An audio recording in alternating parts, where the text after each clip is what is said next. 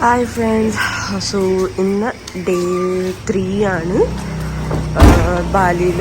So നമ്മൾ രാവിലെ 6 മണിയായപ്പോൾ ചെക്കൗട്ട് ചെയ്ത് ഇറങ്ങുവാണ്. നമ്മൾ ഇനി നെക്സ്റ്റ് സ്റ്റോപ്പ് നൂസ പെനീഡയാണ്. സോ അവിടേക്ക് പോകാനായിട്ട് ക്യാബ് ബുക്ക് ചെയ്തിട്ടുണ്ട്. ഒരു ഫെറി വേണം എടുക്കാൻ. അപ്പോൾ ഫെറി പോർട്ടിലേക്ക് പോകാനായിട്ടാണ് നമ്മൾ ക്യാബ് എടുത്തേക്കുന്നത്. ഇവിടെ അത്യാവശ്യം നല്ല മഴയുണ്ട്. അങ്ങനെ നമ്മൾ ബുക്ക് ചെയ്ത ഫെറീൻ്റെ കമ്പനീൻ്റെ അവിടെ വന്നിട്ടുണ്ട്. സോ നമ്മൾ ബുക്ക് ചെയ്ത മാരുതി ഗ്രൂപ്പ് ഓഫ് സർവീസസ് ആണ്. സോ അവിടെ വന്നിട്ട് അകത്തോട്ട് പോകാൻ പോകും.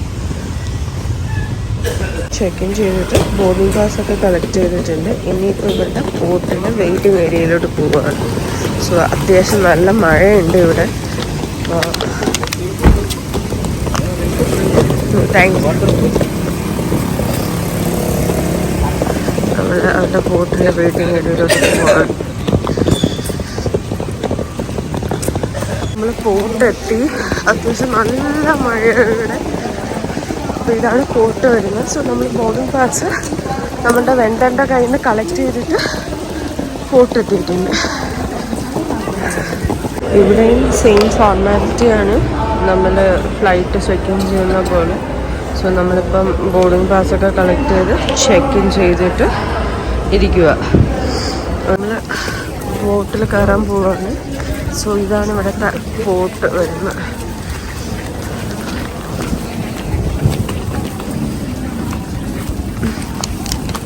ഇവിടെ നിന്നൊരു 1 hour ജേർണിയാണുള്ളത് നൂസ പെനീഡയിലോട്ട്. അങ്ങനെ നമ്മൾ നൂസ പെനീഡ എത്തിയിട്ടുണ്ട്. ഇപ്പം മഴയ്ക്കൊരു കുറവുണ്ട്, പക്ഷേ മഴയുണ്ട്. ഇങ്ങനെ നമ്മൾ ബോട്ടിൽ നിന്ന് ഇറങ്ങിയിട്ട് നമ്മൾ സ്റ്റേയിലോട്ട് പോവുകയാണ്. നമ്മൾ ഏർലി ചെക്ക് ഇൻ ചോദിച്ചിട്ടുണ്ട്. അപ്പം ലഗേജൊക്കെ അവർ തന്നെ ആദ്യമേ എടുത്ത് പോർട്ടിൽ കൊണ്ട് വെച്ചിട്ടുണ്ട്. അപ്പം നമുക്ക് ഇവിടെ നിന്ന് അങ്ങോട്ട് പോയി എടുത്താൽ മാത്രം മതി. നൂസ പെനീഡ ഐലാൻഡിലോട്ട് കയറാനായിട്ട് നമുക്ക് എൻട്രി ഫീസ് വരുന്നുണ്ട്. 25K ആണ് പെർ ഹെഡ് വരുന്നത്. നമുക്ക് ആക്ച്വലി നൂസ പെനീഡയിൽ നമുക്ക് പ്രീ ബുക്ക് ചെയ്യാൻ പറ്റത്തില്ല ക്യാബൊന്നും. അപ്പോൾ നമ്മൾ ഇവിടെ വന്നിട്ട് വേണം ക്യാബ് പിടിക്കാൻ. അപ്പം ഇവർ അത്യാവശ്യം നല്ല കത്തി ചാർജാണ് ആദ്യം പറയണത്. ആദ്യം 300 എന്നൊക്കെ പറഞ്ഞു. അപ്പോൾ നമ്മൾ ഇന്നലെ രാത്രി ഹോട്ടലിൻ്റെ പുള്ളിയോട് സംസാരിച്ചിട്ടുണ്ടായിരുന്നു. അപ്പോൾ പുള്ളിക്കാരൻ പറഞ്ഞത് ഇവിടെ നോർമൽ ചാർജസ് വരുന്നത് 250. പക്ഷെ നല്ല ബാർഗെയിൻ ചെയ്യാൻ പറ്റും. ഇവർ നോർമലി പറയുന്നത് 250 ആണ്, പക്ഷെ നല്ല ബാർഗെയിൻ ചെയ്യാൻ പറ്റും. അപ്പോൾ നമ്മൾ ബാർഗെയിൻ ചെയ്ത് ഇപ്പോൾ 200-ന് നമുക്ക് കിട്ടിയിട്ടുണ്ട്. 200Kക്ക് നമുക്ക് കിട്ടിയിട്ടുണ്ട്. അങ്ങനെ നമ്മൾ ക്യാബ് എടുത്തിട്ട് ഹോട്ടലിലോട്ട് പോകാൻ പോവുകയാണ്. നമ്മൾ ബുക്ക് ചെയ്തിരിക്കുന്നത് ഈ സാബു ഗാർഡൻ എന്ന് പറഞ്ഞിട്ടാണ്. ഒരു 10 kilometer ഫ്രം പോർട്ട്. ഈ പ്രോപ്പർട്ടിയിലാണ് നമ്മുടെ സ്റ്റേ വരുന്നത്. ആക്ച്വലി നൂസ പെനീഡ ഒരു ഹിൽ സ്റ്റേഷൻ പോലെയാണ്. അപ്പം ഇന്നിവിടെ റെയിൻ ഉള്ളതുകൊണ്ട് നല്ല കോടയുണ്ട്, നല്ല തണുപ്പുണ്ട്. സോ നമ്മൾ ഒരു 10 to 15 minutes മുകളിലോട്ട് വന്നിട്ടാണ് കയറി. നമുക്ക് നമ്മുടെ സ്റ്റേൻ്റെ അവിടെ നിന്നാൽ നമുക്ക് വന്ന പോർട്ടൊക്കെ കാണാൻ പറ്റുന്നുണ്ട്. ആക്ച്വലി ഇതാണ് നമ്മുടെ റൂം വരുന്നത് ബാക്കിലുള്ളത്. ഇപ്പോൾ നമ്മൾ റൂമിൽ വന്ന് ഫ്രഷായിട്ട് നമ്മൾ നൂസ പെനീഡ കാണാൻ പോവുകയാണ്. Like Nusa Penida mostly full of beaches ആണ്. സോ ഓരോ ബീച്ചിലും പോകാൻ ഇവിടെ ഒരു 2-3 ബീച്ചസ് നമ്മൾ തന്നെ പ്ലാൻ ചെയ്യുന്നുണ്ട്. അത് കാണാനായിട്ട് പോവാണ്. നമ്മൾ ഇവിടെ നിന്ന് വണ്ടി റെൻ്റ് എടുത്തിട്ടുണ്ട്. പെർ ഡേ വരുന്ന 85K ആണ്. സോ ഇതൊരു ഐലൻഡ് ആയതുകൊണ്ട് തന്നെ നമുക്ക് റെൻ്റൽ ഫെസിലിറ്റിയൊക്കെ ഭയങ്കര കുറവാണ്. അപ്പം അടുത്തത് നമ്മൾ പോകാൻ പോകുന്ന ബ്രോക്കൺ ബീച്ചിലോട്ടാണ്.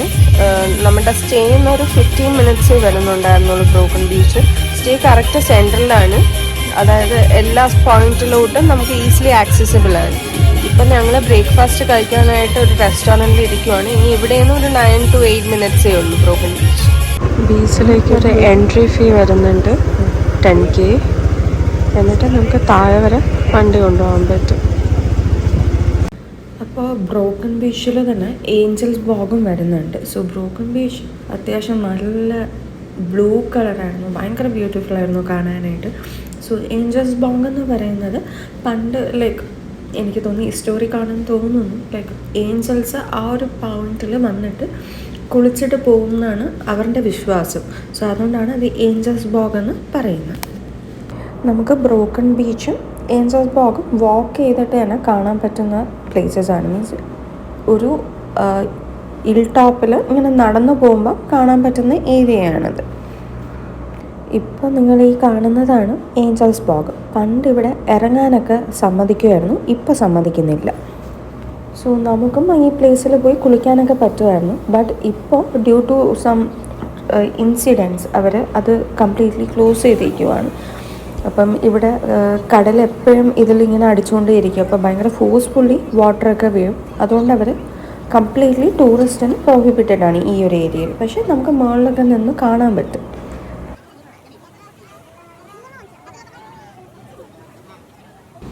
അങ്ങനെ നമ്മൾ നടന്ന് ബ്രോക്കൺ ബീച്ചിൽ എത്തിയിട്ടുണ്ട്. നമ്മൾ രാവിലെ വന്നപ്പോൾ മഴ ആയിരുന്നെങ്കിലും ബ്രോക്കൺ ബീച്ചൊക്കെ എത്തിയപ്പോൾ നല്ല വെയിലായി, ഒരു രക്ഷയില്ലാത്ത വെയിലായി. അപ്പോൾ ഇതാണ് ബ്രോക്കൺ ബീച്ചിൻ്റെ മെയിൻ പോയിന്റ്.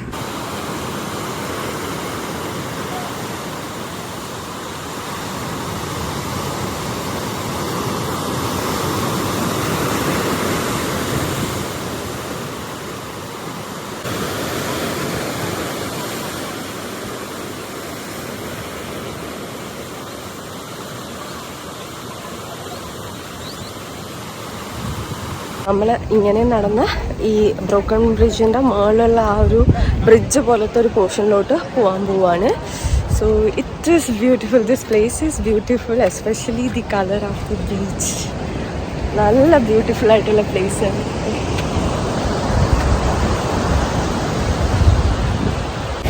നേരത്തെ നമ്മൾ ഫ്രണ്ട് സൈഡിലുള്ള വ്യൂ ആണ് കണ്ടത്. സോ ഇതാണ് ബാക്ക് സൈഡിൽ നിന്ന് നമുക്ക് കാണുമ്പോൾ ഉള്ള വ്യൂ വരുന്നത്.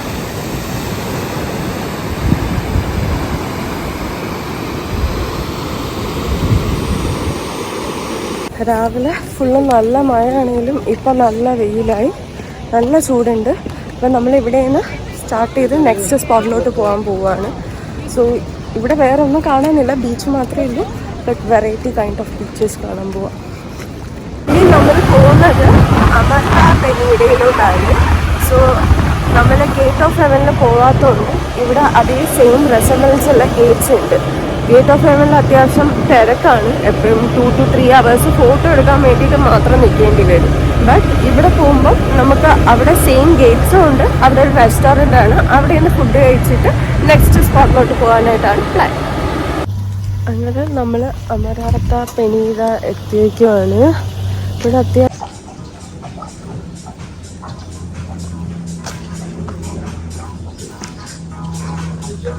ഇതാണ് എൻട്രൻസ്. ആക്ച്വലി വലിയ പ്രോപ്പർട്ടിയാണ്.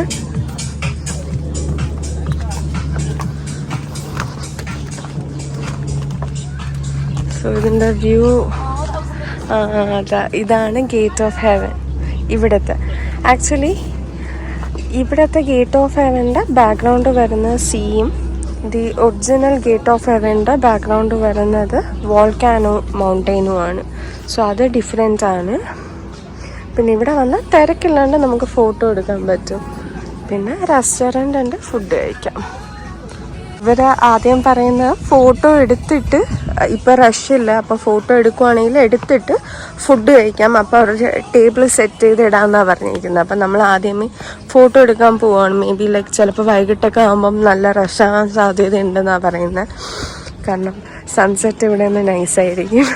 ഇപ്പോൾ ഒരു പുള്ളിയാണെന്ന് ഫോട്ടോ എടുക്കുവാണ്. ഇറ്റ് ഈസ് ബ്യൂട്ടിഫുൾ, ഭയങ്കര കാമായിട്ട് ഉള്ളൊരു പ്ലേസ്. അപ്പോൾ ലൈക്ക് ഇത് ഇങ്ങനെയാണ് വരുന്നത്.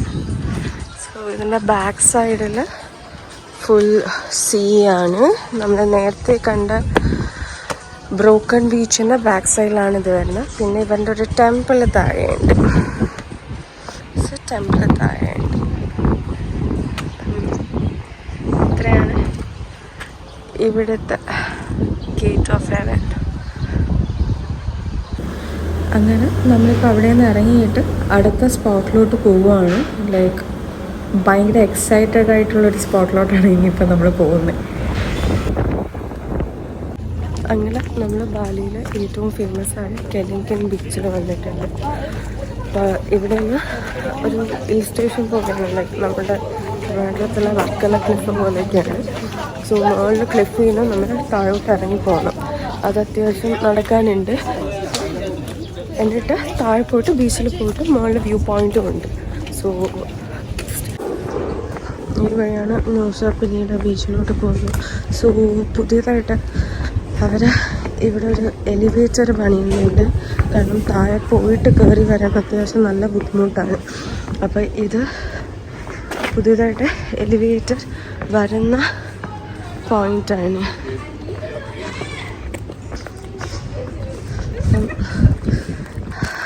പ്രോജക്റ്റ് സൈറ്റ് സീയിങ് എലിവേറ്റർ എന്നൊക്കെ പറഞ്ഞ് ബോർഡൊക്കെ വെച്ചിട്ടുണ്ട്. സോ നമ്മളെന്തായാലും താഴോട്ട് പോകുന്നുണ്ട്. കുറച്ച് ഡിഫിക്കൽട്ടാണെന്നാണ് ഞാൻ വീഡിയോസിലൊക്കെ കണ്ടത്. എന്തായാലും ട്രൈ ചെയ്യാമെന്ന് വിചാരിച്ചു. ഇറങ്ങാൻ ഈസി ആയിരിക്കും, പക്ഷെ കയറാനായിരിക്കും പാടെന്ന് തോന്നുന്നു. ഒരു ഐഡിയ ഇല്ല, നോക്കാം എന്താണ്. നമ്മൾ ഈവനിങ് ആണ് വന്നത്. ഇപ്പം ഒരു 4:30 4:40 ഒക്കെ ആയപ്പോഴാണ് നമ്മൾ എത്തിയത്. മോസ്റ്റ് പ്രോബബ്ലി നമുക്ക് സൺസെറ്റ് കിട്ടുമായിരിക്കും. സോ ഇതാണ് ദി ഫേമസ് കെലിംഗ്ടൺ ബീച്ച്. പിന്നെ നമ്മൾ ഇറങ്ങിപ്പോകാനുള്ള വഴിയാണ് ആ പോയിന്റ്. അപ്പം ഇവിടെ നിന്ന് നടന്ന് നമ്മൾ അതുവഴി താഴോട്ട് പോയിട്ട് വേണം ബീച്ചിലോട്ട് പോകാനായിട്ട്. അത്യാവശ്യം കുറച്ചധികം നടക്കാനുണ്ട്. അങ്ങനെ നമ്മൾ സ്റ്റാർട്ട് ചെയ്യാൻ പോകുന്നത് താഴോട്ട് പോകാൻ പോകുന്നത്. സ്റ്റെപ്സ് അത്യാവശ്യം എപ്പോഴത്തേക്കും പോലെ സ്റ്റീപ്പ് തന്നെ. ഓരോ സ്റ്റെപ്സും നമ്മൾ അത്യാവശ്യം നല്ല ഡിഫറൻസ് ഒക്കെ ഉണ്ട്. But I hope it will be worth. അങ്ങനെ നമ്മൾ ഹാഫ് വേ ആയി.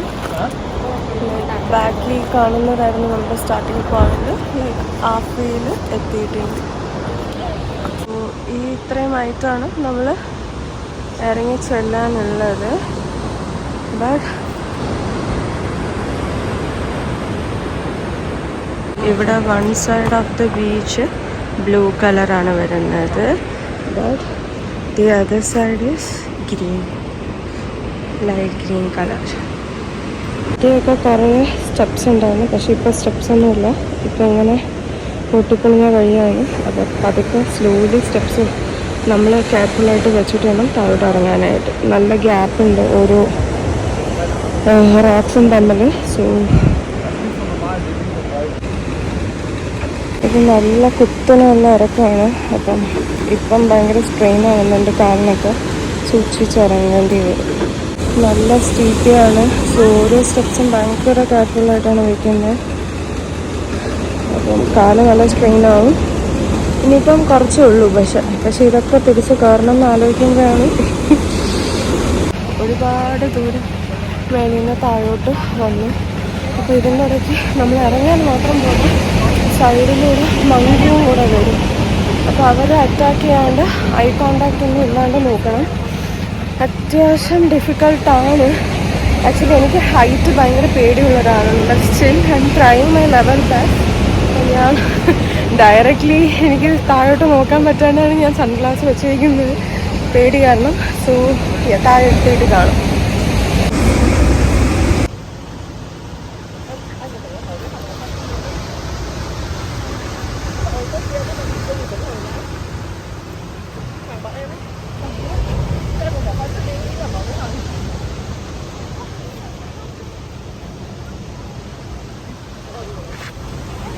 ഫൈനലി ആഫ്റ്റർ ഒരുപാട് കഷ്ടപ്പാട് നമ്മൾ താഴെ എത്തി. ഫൈനലി ഫ്രം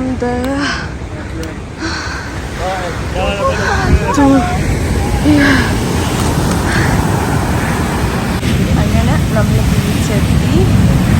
കുറച്ച് നേരം ഇവിടെ ഇരുന്നിട്ട് സൺസെറ്റൊക്കെ കണ്ടിട്ട് തിരിച്ച് കയറാമെന്നാണ് പ്ലാൻ. പക്ഷേ എനിക്കിട്ടാവുമോ എന്നുള്ളൊരു സംശയം മാത്രമേ ഉള്ളൂ. കൊള്ളാം, നല്ല ക്ലൈമറ്റാണ് ഇവിടെ. ഇപ്പോൾ ഇന്ന് ക്ലൗഡി ആയിട്ടുണ്ട്, ചിലപ്പോൾ വീണ്ടും മഴ പെയ്യുന്നതായിരിക്കും. ബട്ട് റൈറ്റ് നൗ ക്ലൈമറ്റ് കൊള്ളാം, സൺസെറ്റ് കിട്ടുമെന്ന് തോന്നുന്നു.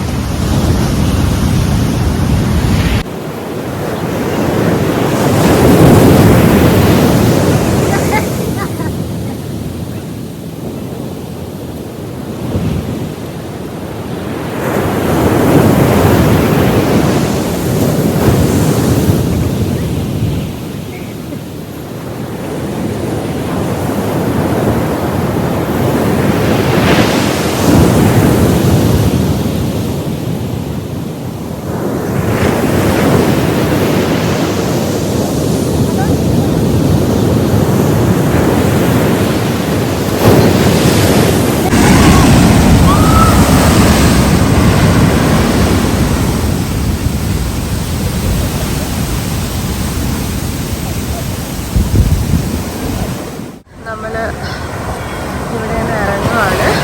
ഇപ്പം ഇത്രയും ദൂരം തിരിച്ച് മേലോട്ട് കയറണം. അപ്പം നമ്മൾ ഇൻ ബിറ്റ്വീൻ സൺസെറ്റ് കിട്ടാൻ വേണ്ടിയിട്ടാണ് നോക്കുന്നത്. കാരണം സൺസെറ്റ് കഴിയാൻ വെയിറ്റ് ചെയ്യുവാണെങ്കിൽ മുകളിലോട്ട് കയറുമ്പോൾ നല്ല ഇരുട്ടാവും, അപ്പോൾ ബുദ്ധിമുട്ടാവും. അപ്പം ഇപ്പം തന്നെ കയറി തുടങ്ങാമെന്ന് വിചാരിച്ചു. അപ്പോൾ ഇൻ ബിറ്റ്വീൻ ആകുമ്പോൾ നമുക്ക് സൺസെറ്റ് കിട്ടും.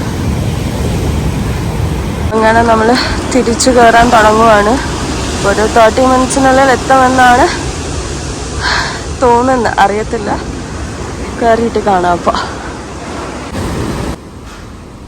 അങ്ങനെ നമ്മൾ വിചാരിച്ച പോലെ തന്നെ മിഡ് വേയിൽ തന്നെ സൺസെറ്റ് സ്റ്റാർട്ട് ചെയ്തിട്ടുണ്ടായിരുന്നു. അപ്പോൾ നമ്മൾ ആ ഒരു പോർഷനിൽ കറക്റ്റ് ഫേസ് ടു ഫേസ് കാണുന്ന പോലെ തോന്നി സൺസെറ്റ് ആയപ്പോൾ. അപ്പോൾ ആ ഒരു പോയിന്റിൽ നിന്ന് തന്നെ ഫുള്ളും കണ്ടിട്ടാണ് നമ്മൾ ബാക്കി മുകളിലോട്ട് കയറി തുടങ്ങിയത്.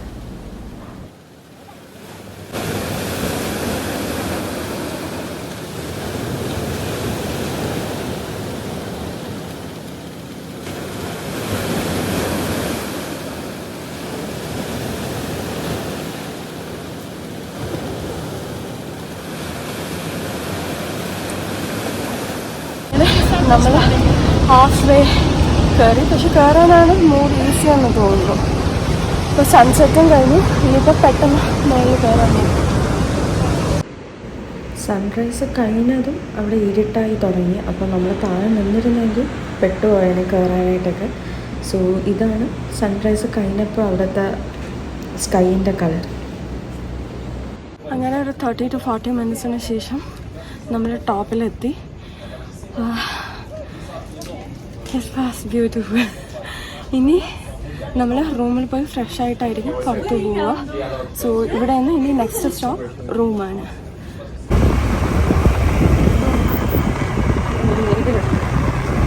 നമ്മൾ കെനറ്റ് ബീച്ചിൽ നിന്ന് ഇറങ്ങിയിട്ട് ഒരു ഡിന്നർ സ്പോട്ടിൽ വന്നിരിക്കുകയാണ്. നമ്മുടെ സ്റ്റേക്ക് പോകുന്ന വഴി തന്നെയാണ് ഈ സ്പോട്ടുള്ളത്. അപ്പോൾ NG റെസ്റ്റോറൻറ്റ് എന്നാണ് പേര്. ഇവിടെ എല്ലാ റെസ്റ്റോറൻറ്റ്സും ബിഫോർ 8 ആകുമ്പോൾ ക്ലോസ് ചെയ്യും. പിന്നെ ഷോപ്സൊക്കെ 7 ആകുമ്പോൾ തന്നെ ക്ലോസ് ചെയ്യും. ആക്ച്വലി ഒരു ഐസൊലേറ്റഡ് ഐലൻഡാണ്. അങ്ങനെ നമ്മൾ ഡിന്നർ ഫിനിഷ് ചെയ്തിട്ട് റിസോർട്ടിൽ വന്നു. ഇനി നാളെ രാവിലെ 5 മണിക്ക് എണീറ്റ് സൺറൈസ് കാണാനായിട്ട് പോകണം. സോ വീണ്ടും നാളത്തെ വ്ളോഗിൽ കാണാം. അതുവരെ ടേക്ക് കെയർ.